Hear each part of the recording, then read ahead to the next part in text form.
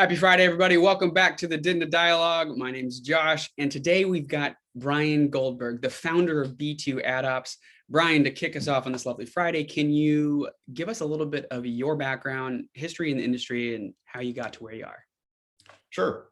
I started about 15 years ago at this point. Started working for a newspaper organization that hosted some small local newspaper websites and was starting to just get into the advertising business, offering that as something for their clients. So I started there. That was my first real job out of school. Worked there for about 5 years or so. They ended up getting purchased, and then I received an offer from another newspaper organization, this time based out of New York City. And that's actually when I started my remote work journey. And that was in about 2013. Okay. So I've been on the remote side of work from home for quite some time. So way ahead of the game. Yeah. Yep. So worked there for a few years. Unfortunately, they ended up going out of business, and I was looking for something to do at that point. I had been doing this on the side a little bit. I had a single client and decided that now was the time to kind of dive in and see if I could turn this into a viable business. And I've been doing this, the only thing that I've been doing for the past 5 years now. That's awesome. Okay. So definitely want to hear more about B2 AdOps and what the business is and how you kind of managed running that on the side with the newspaper. But I'm curious to know what side of the business you were on the newspaper side. Was it traditional like print advertising? What were you doing over there? So I was still doing digital. The organization itself was very heavy into print. But again, they kind of saw that this is the way things were trending and wanted to start offering digital opportunities for their current newspaper base. So I was part of a very small team, 3 or 4 people, and we were charged with making that move from print to digital and moving more of their revenue from the print side of things. Got it. Okay. So you were kind of diving into digital, not only for them, but also with B2 AdOps, correct? That's right. Yep. Okay. And if I remember correctly, I'm trying to follow the timeline here. That was programmatic was still kind of remnant inventory. That was what Oh, yes, was. very much so. Okay. Yeah. So then what did digital look like for you? Like what was your day-to-day over there? Day to day, it was a lot of direct sales, RFPs. It was still very much, getting an insertion order and building out individual campaigns that may have reached 2 to 10 of the 250 newspapers that we represented. Right. So it was a very manual process, and very much driven by the old way of print insertions that the newspaper industry had been doing for the past 100 years. Right. Okay. And did that spur the hope or the dream to start kind of creating B2 AdOps as I'm going to call it a side hustle, but it's now your career. But is that what kind of like motivated you to do that, or what was that? Well, it was actually a very kind of interesting set of circumstances that led to it. A former colleague of mine at that newspaper company had moved on, and a couple of years later, he called me up and said, we have this new digital team that we're building out, and we'd like you to be a part of it, but we can't afford to hire anyone full time right now. Right. So would you be interested in doing this on a contract basis? Interesting. And I thought to myself, well, will I be able to handle this? Will I be able to have the time to devote to both? And I decided I'll take the plunge. We'll see what happens, and that just took off from there. Yeah. Who needs sleep, right? Right. Exactly. Yep. They were on the West Coast, so I had an extra 3 hours. So that's beautiful. I love it. Okay. Yep. So give me the background on B2 AdOps. So that's the journey into B2 AdOps, and we've been working together at diDNA for quite some time now. What do you offer at B2 AdOps now? And then I'd love to hear what did it originally start at? Because as you said, it started as like a consultant business because of them looking for a little extra help. What have you grown to today? Sure. Yeah, it started as a consultant business, and then it was mostly dealing with trafficking. It was, it was still kind of early on. Header bidding didn't exist. Everything was done in a very manual basis. So it was kind of living in spreadsheets and at the time DFP, and helping to traffic individual campaigns. From there, it grew into offering not only that, but also things like technology support and project management and things of that nature with individual clients. And then from there, it's grown more into the programmatic space. So on top of everything that I already mentioned, now it's offering ways to better monetize websites, ways to handle the programmatic stack, dealing with new technology as well, whether it's header bidding or Google's AMP project or anything along those lines, to better set up a website for success now and into the future. Yeah, no, that's perfect. So dealing primarily with publishers, what do you think has been, I think, a point of contention or an issue that has arisen in the last couple of years? Especially you've seen the growth from programmatic just being remnant to it being part of your ad strategy alongside direct sales. What have you seen as maybe the biggest challenge for some of the publishers, especially the ones that you talk to? Yeah, I think the biggest challenge is probably the abundance of new technology and the requirements that involves. A lot of publishers they either don't have the dedicated development team that they need to implement a lot of this stuff, or they do, but there's so many other avenues that the development team is working on, helping to maintain the site, helping to looking at e-commerce or things of that nature. So you don't have that staff that's necessarily dedicated and required to help get from point A to point B, from a waterfall setup in an ad server to a full programmatic header bidding stack that gives you real-time auctions and everything else that comes with that to better monetize and bring in more revenue. Right. Have you seen more publishers, I guess maybe the larger they are too, the higher chance that they actually have an internal team?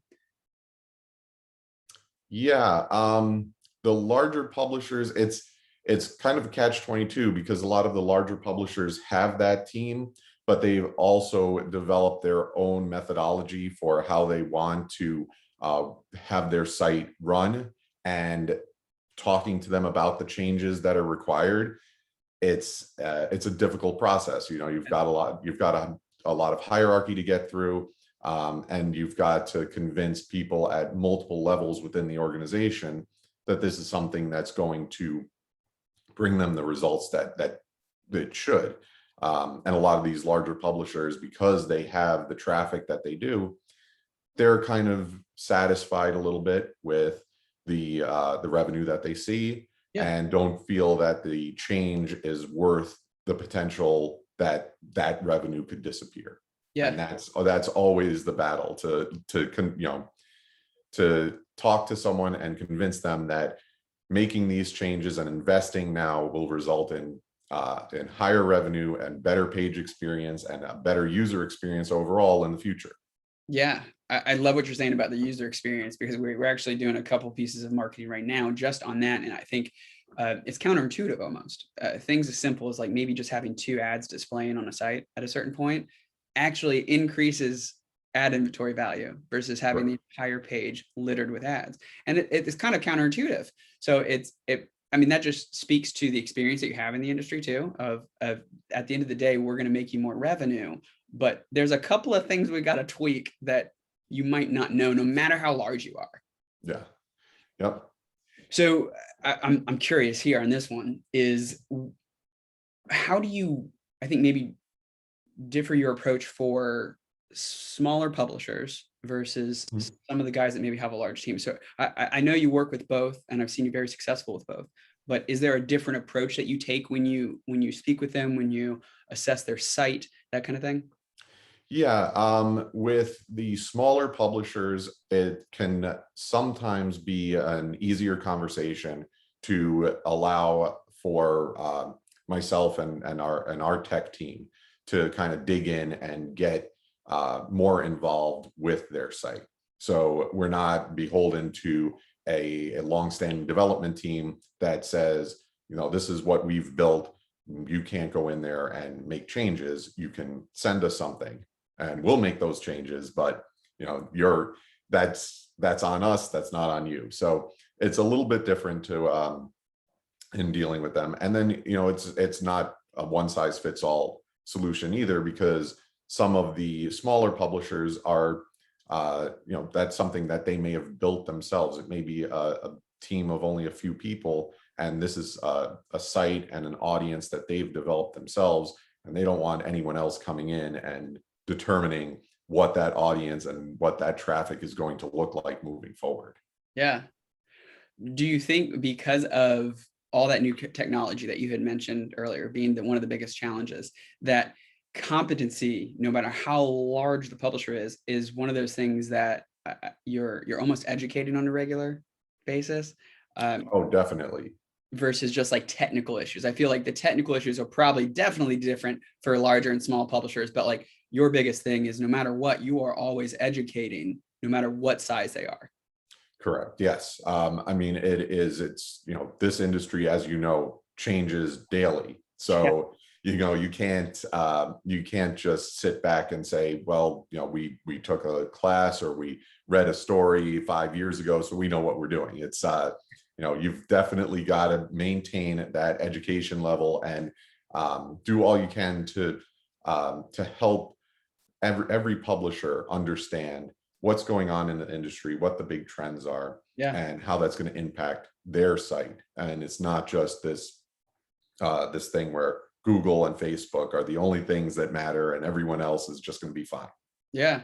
No, very good point. I mean, Google is very large and has some crazy stuff coming down the pipeline with MCM and SPM changes, but there are other exchanges out there. There's a lot of other Right. players in this game. I mean, I'm sure you've seen the really large Lumascape map. It's actually overwhelming about Oh yeah. all the Yep. players in the industry.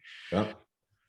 So Bryan, for the publishers watching, and you've kind of touched on, I think, a lot already, but what is some advice that you would give to them, not only for 2021, but moving forward? What could they walk away from this video with and actually do something with? Sure. I think first off is the education. It's making sure that you're staying on top of all the industry trends, making sure that you're keeping up with other publications, seeing what they're doing, and seeing if that's something that you need to consider for your specific publication.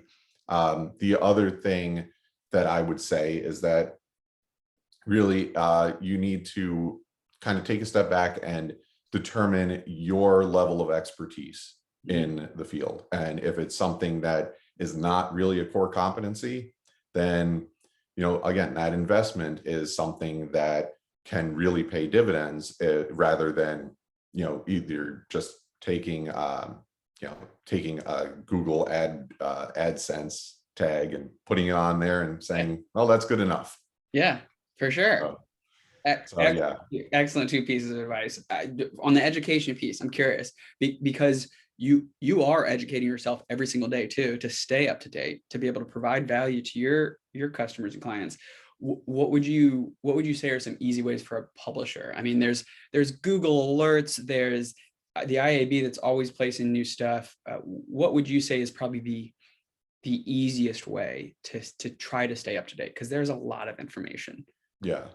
What I found is mostly subscribing to industry newsletters has been probably the easiest way. I get up every morning, check my email. I've got a handful of these daily newsletters that come in, and I'll read through them, see things that are of interest, see things that are applicable to what I'm doing, and make sure that I'm at the very least aware of other things that may be happening to publishers that I don't necessarily work with now, but maybe in the future, and want to maintain that knowledge level.